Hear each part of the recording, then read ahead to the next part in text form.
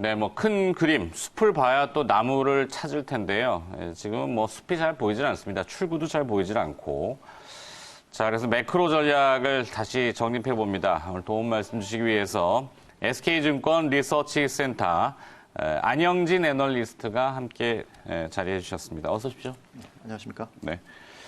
자, 아직은 경기와 무역, 뭐 금융시장, 뭐 어떤 이런 매칭성이나 일맥상통한 솔루션들이 보이지는 않습니다. 네, 그렇습니다. 네. 자, 국내 증시가 일단 반등다운, 이 반등이라도 조금 어떤 기미가 보이면은, 아, 그래도 좀 희망이 있구나, 이렇게 생각할 텐데, 오늘 저희 주제도 약간 희망 고문이라는 건 좀 부정적인 이야기를 해드리긴 했어요. 근데, 자, 한국 시장의 매력이 다른 나라 증시 대비해서 그렇게까지 떨어져 보이는 이유가 무엇일까요? 일단 숫자로 먼저 말씀을 드리겠습니다. 제가 네.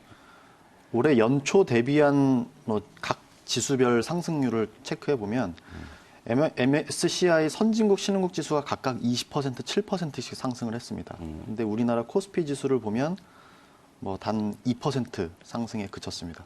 연초 대비인가요? 네, 그렇습니다. 네. 지금까지 연초 1월 1일부터 지금까지 누적 수익률을 보시면 거의 한국 지수는 상승하지 않았다는 걸로 확인이 되고 네. 이게 지금 차트에서 보시는 것처럼 11월만 놓고 보더라도 한국은 여타 미국을 중심으로 해서 다른 선진국들이 한 3, 4%씩 상승을 했을 때 우리나라는 거의 상승폭이 없었죠. 이만큼 이제 한국 시장 자체가 글로벌 대비해서 상당히 좀 매력적이지 못하다는 걸 의미를 하는데요. 원인을 살펴보자면 글로벌 경기라든지 주어진 환경 같은 경우에는 대동소이할 겁니다. 네. 근데 다른 점이 있다면 아무래도 이제 한국 코스피 상장 기업들의 어떤 이익에 대한 전망치가 다른 국가들에 비해서 좀 미진하다. 이런 걸 첫 번째로 지적을 해드릴 수가 있겠고, 최근 들어서 워낙에 미중 무역 분쟁이고 여러 가지 매크로 변수들이 악재로 작용을 하고 있는데 여기에서 워낙에 이 중국과의 결부되는 이 익스포저가 크다 보니까 상당히 민감하게 반응을 하고 있는 것 같습니다. 그래서 기업들의 이익 그리고 어떤 위험 자산에 대한 심리적인 측면에서 보면 한국이 상당히 민감하게 반응을 하고 있다라는 측면에서 보면 상당히 좀 상승 폭이 좀 제한적으로 이루어지고 있는 것처럼 판단이 되고 있습니다. 네. 이미 자각을 하고 인지하고 있는데도 또 들으니까 또 답답하네요. 고래 싸움에 새우등 터진다고 하는데 이미 새우는 더듬이까지 지금 다 터져 버려가지고 글쎄요. 그런데 이틀 전에 발표된 이 수출 지표들, 대외 의존도가 워낙 높다는 건 우리가 인지하고 있고요. 그렇다고 내수 시장이 지금 또 탄탄한 것도 아니고 부동산 쪽으로만 자금들이 막 쏠려 있고 이런 쏠림 현상들 때문에 그런데 골고루 좀 펴지지도 않고.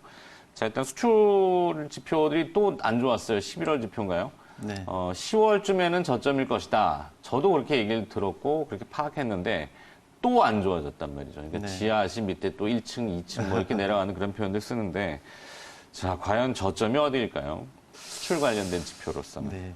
우선 수출 데이터가 중요한 이유부터 한 두 가지를 말씀을 드리겠습니다. 첫 번째는 경제적인 측면에서 보면 한국 경제가 워낙에 대외 의존도가 높은 국가이다 보니까 이 한국 경제가 돌파구를 마련하기 위해서는 수출이 아주 중요한 역할을 하고 있고, 두 번째 이제 금융시장 측면에서 보면 한국 앞서서도 코스피에서 대해서 말씀드렸지만 코스피의 상대적인 퍼포먼스를 결정짓는 건 수출 증가율하고 아주 밀접하게 연관이 되어 있습니다. 그래서 네.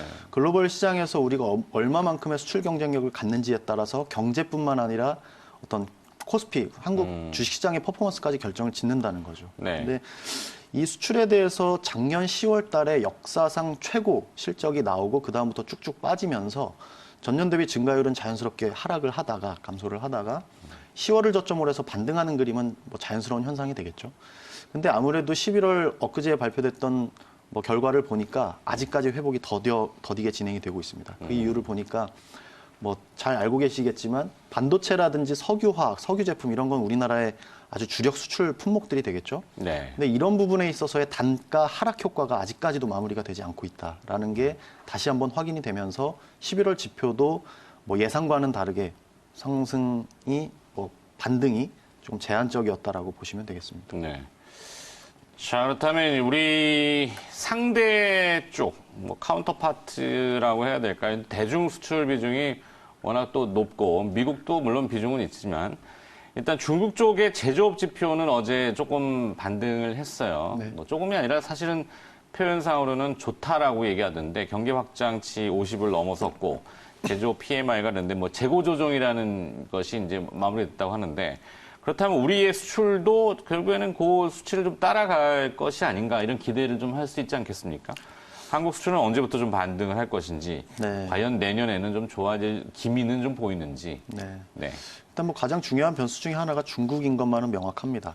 아무래도 우리나라 수출 전체 수출의 25% 이상을 중국 향으로 나가고 있기 때문에 중국 쪽에서 반대로 얘기하면 중국 쪽에서 얼마만큼 수입에 대한 수요가 있는지에 따라서 우리나라 입장에서는 수출에 대한 반등의 정도가 결정이 되기 때문이죠.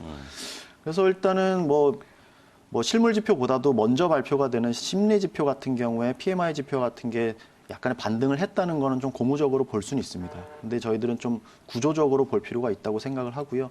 뭐 계속해서 미중 무역 분쟁이 계속되고 있는 상태에서 뭐 아무래도 선진국을 포함해서 중국 쪽에서의 수요가 드라마틱하게 2020년도에 개선된다고 보기는 어렵지 않을까라고 봅니다. 근데 다만 일단 뭐 금융시장에서 바라보는 관점에 있어서는 숫자도 아주 중요하거든요. 네. 앞서 말씀드렸던 대로 전년 대비 증가율은 마이너스 영역에서 아주 뭐 횡보를 하고 있는 상태인데 이 부분이 자연스럽게 반등할 수 있는 그림 정도만 나와주더라도 뭐 시장이라든지 경제에는 더 나빠질 게 없구나라고 하는 좀 안도의 뭐 감정이 생긴다면 뭐 시장에는 나름의 좀 긍정적인 포인트로 볼 수도 있을 것 같습니다. 네, 내년 2분기. 아이고야, 1분기도 아니고 2분기. 네, 또 기다려야 되는군요. 네. 자, 미국, 중국 무역 협상 또 점검을 해봐야 되겠는데요. 이제 또 구두 설전 난타전입니다. 12월 15일 뭐 계속 반복적으로 얘기하지만 관세 부과 기준일이 되기 때문에 미국에서는 딜이 체결이 안 되면은 예정대로 부과하겠다 그러고 중국에서는 또 막 강하게 또 나옵니다. 홍콩 인권법 문제까지 맞물려 버렸는데 이 두 가지를 또 어떻게 지금 풀어보고 계신지 안영진 연구원의 생각을 좀 듣고 싶습니다. 네. 일단 뭐 최근 상황부터 뭐 두세 가지 정도만 거론을 해보면 홍콩 사태가 지금 뭐 아주 급속도로 뭐 확산이 되고 있는데 네. 여기에 대해서 미국 의회에서는 그 인권법에 대한 지지에 대한 뭐 생각을 공식적으로 발표를 했습니다. 거기에 대해서 트럼프 대통령이 서명을 하면서 미국 입장에서는 좀 민주주의적인 방법, 인권에 대해서 좀 생각을 하라는 메시지를 던진 거고 반대쪽 중국에서는 내정 간섭이다라면서 좀 갈등 양상을 보이고 있습니다. 그래서 아무래도 이 정치적인 사안이다 보니까 관련돼서 단순히 여기에만 그치는 게 아니라 미중 무역 협상과도 관련해서 상당히 좀 불확실성이 높아진 건 사실입니다. 근데 뭐 다행스러운 건 뭐 미국 측에서는 중국에 대한 추가 관세에 대해서도 상당히 좀 유보적인 입장을 취하고 있는 상황이기 때문에 사실 이 홍콩 사태가 직접적으로 이 미중 무역 협상 거의 임박한 협상에 대한 서명이 임박한 이 상황을 극단적으로 훼손시킬 거라고 보진 않습니다. 다만 저희가 이런 이 특정 사건에 대해서 일희일비하기보다는 좀 큰 그림에서 숲을 바라볼 필요가 있는데 네. 기본적으로 미국과 중국은 일명 무역 분쟁이라고 하는 양상에 지금 처해 있지만 사실은 본질적으로는 이게 패권 다툼이라고 저희들은 판단을 하고 있거든요. 그렇죠. 그래서 사실은 여기에 대해서 단기적으로는 해소가 되는지 아니면 그렇지 않은지에 따라서 어떤 금융시장이 출렁출렁하고 있는데 사실 이 패권 다툼의 관점에서 보면 이 이슈는 결코 소멸되지 않을 것이다. 그래서 계속 시장 내에는 잠복이 되어 있고 이게 그때그때마다 되는지 안 되는지에 따라서 시장은 확실히 악재냐, 악재가 완화가 되는 거냐 이런 톤으로 해석을 할 가능성이 높다라고 봐서 뭐 현재 금융시장의 투자자의 입장에서 본다면 상당히 좀 계속해서 팔로우업을 할 필요가 있을 것 같습니다. 네. 그러니까 결국에는 밀리면 죽음이다 이 얘기겠죠. 뭐 그래서 밀릴 수가 없으니까 자꾸 앞으로만 다가서고 결국에는 지금 완전히 거의 붙어버린 상태인데 패권 분쟁이라는 개념으로 이해하면 이해는 되는데 그렇다고 계속 나가면 서로 다족자 아니겠습니까? 그렇죠. 네.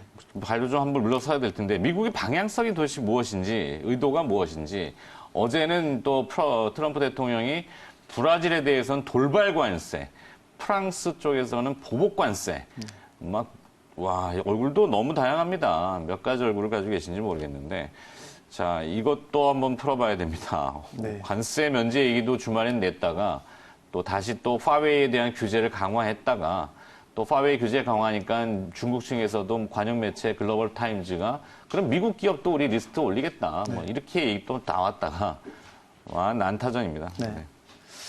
여기에 대해서 말씀을 드리자면 저희가 지금까지 말씀을 드렸던 미중 패권 다툼 그리고 무역 분쟁 여기에 대해서 조금 다른 그림으로 보는 시각의 전형이라고 보시면 되겠습니다. 네. 무슨 얘기인가 하니 사실은 화웨이에 대한 규제 조치 이런 거는 결국 패권 다툼이라고 볼 소지가 큽니다. 패권 왜냐하면 다툼의 연장선 네, 이렇게 봅니까? 화웨이라고 하는 기업의 본질 자체가 정부에서 일하던 사람이 만든 기업이기도 하거니와 주로 다루는 상품들을 보면 통신 인프라라든지 AI라든지 미래 기술에 대한 집합체의 성격을 갖거든요. 그렇죠. 그래서 워낙에 이제 현재 AI라든지 여러 가지 미래 기술에 대한 시장 점유율도 상당히 높은 수준으로 진행이 되고 있기 때문에 소위 미국에서 앞으로의 먹거리를 바라보는 데 있어서 테크가 중심이 된다라고 판단을 했다면 그 미래 기술에 대한 집합체라고 볼 수 있는 화웨이에 대한 규제 조치는 다시 얘기해서 어떤 미국의 경제 헤게모니에 대해서 도전하는 자들에 대해서 약간의 억제하려고 하는 움직임이라고 보시면 되겠습니다. 그래서 화웨이에 대한 규제 조치를 다시 한번 거론을 하겠다는 건 패권 다툼을 계속해서 끌고 가겠다라고 보시면 되는 거고 반면에 작은 분쟁 사이에서 무역 분쟁이라고 하는 작은 이슈 사이에서는 관세 부과를 유예한다든지 아니면 대중국에 대해서는 일부 완화를 하면서 거기에 대한 시선을 유럽이라든지 남미 쪽으로 전환시키려고 하는 그런 움직임의 일환으로 최근에 어떤 시황을 판단을 해보시면 좋을 것 같습니다. 네, 그러니까 형평성의 개념일까요? 너희만 때리는 건 아니야. 우린 공평하게 다 때리고 있어. 그러니까 너무 불만 갖지 마. 이런 네. 의미일까요? 색깔을 명확하게 하고 있습니다. 네. 자, 우리를 이제 이야기할 때 우리 경제의 구도하고 사실 똑같지는 않지만 통화 측면에서 보면 호주 달러, 오지라고 표현하는 이 호주 달러하고 원화하고 비교를 많이 하는데요. 아세안 쪽이라서 그런지 몰라도 호주가 최근에 재정 지출을 늘리고 있는 것에 대해서 국제 신용평가기관인 스탠다드 앤 푸어스에서는 S&P에서는 스탠다드 앤 푸어스에서는 좀 우려스럽다.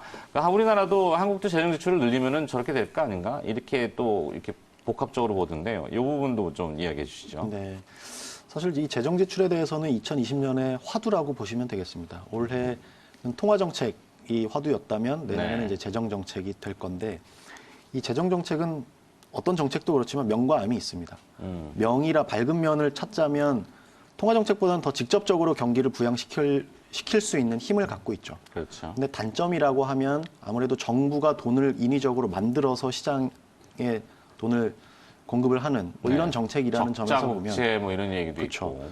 적자 편성을 했을 때 재정 건전성이 문제가 되는 겁니다. 그래서 S&P에서도 지적하는 게 적극적인 재정 지출은 좋다. 다만 워낙에 적자가 기본적으로 깔려 있는 국가인데다가 대외적인 외채라고 표현을 하죠. 대외 부채가 많은 국가면 아무래도 그렇게 재정 건전성이 취약해진 상태에서 대외적인 충격이 발생했을 때 직접적으로 어떤 악재로 반영이 될 소지가 있다라는 점을 지적을 한 거고요.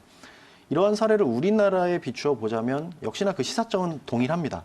우리나라도 역시나 내년도에 적극적인 513조 슈퍼 예산 동원을 하면서 재정 지출을 늘리려고 하다 보니까 재정 적자가 불가피하죠. 근데 이런 상태에서 우리나라는 다만 이 호주와는 다르게 재정 건전성은 아직은 괜찮다. 그리고 대외 외채 비중도 그다지 높지 않다. 그래서 어느 나라보다도 재정 건전성을 충분히 확보하고 있는 국가라고 평가가 되는데 네. 저희가 한 가지 시사점을 얻어보자면 역시나 과한 거는 미치지 못한만 못하다. 결국은 과한 재정 적자가 지속이 되다 보면 이렇게 우리가 강점이라고 보유하고 있는 재정 건전성이 훼손이 될 수 있다는 이런 생각은 늘 가질 수밖에 없는 상황이죠. 그렇죠. 단순히 얘기하면은 사실 세입 세출을 봤을 때 세입 어느 한쪽이 그러니까 이 나가는 돈이 커지면은 적자가 되는 건데, 그러니까 지금 세금도 사실은 이게 약간 좀 논리 확대지만 주식시장에서 세금을 또 많이 걷잖아요. 양도세 차익 과세를 강화하고 있고, 시장만 짓누르고 있고, 내년에 세금을 얼마나 거두려고 하는 건지, 하여튼 그런 내용들, 그러니까 이게 재정 문제랑은 연관성이 또 있군요. 한국은행에서는 경제 성장률 전망치를 다시 하향했습니다. 내년에도 이 경기 위축 국면이 지속될 것인지 아니면 기저효과를 좀 기대해봐도 좋을까요? 어떻게 또 보십니까? 마찬가지 얘기지만 성장률은 올해보다 좋아질 걸로 봅니다. 네. 왜냐하면 아무래도 워낙 안 좋았기 때문에. 네, 재정 정책에 대한 효과도 분명히 있을 거고 일단은 좀 부문적으로 보면 반도체라든지 IT 쪽의 업황은 좀 긍정적으로 볼 수 있기 때문에 더 이상의 하락보다는 약간의 반등 정도는 기대해 볼 수 있다라고 보는데 사실 우리나라 경제라든지 세계 경제 전반적으로 본다면 어떤 특정 내지는 뭐 재정 정책보다는 왜 경제가 이 자체적으로 뭔가 돌아서는 뭐 이런 그림으로 수요, 총수요가 그야말로 만들어져야 되는데 사실 정부가 인위적으로 만들어주는 수요는 상당히 제한적이라고 보고 있고 숫자상으로는 올해보다 나은 내년을 기대해 볼 수는 있겠지만 아무래도 전체적인 큰 틀에서 보면은 어떤 경기 사이클의 어떤 확장이라기보다는 작은 뭐 수순한 사이클 정도의 반등만 저희들이 바라보고 있는 뭐 그런 형국이라고 보시면 되겠습니다. 네. 자, 하여튼 뭔가 쭉 들어보고 이야기 나눠봤지만 해법이라고 할까요? 뭐 대안 이렇게 좀 나아가야 되지 않겠느냐 이런 결론은 좀 필요할 것 같은데요. 안영진 연구원의 짧은 그 핵심 결론 네. 이거 좀 필요했습니다. 아무래도 여러 국가들마다 시장이 자연스럽게 해소되지 않는 거에 대해서 정부들이 적극적으로 개입을 하려고 합니다. 네. 우리나라도 마찬가지고요.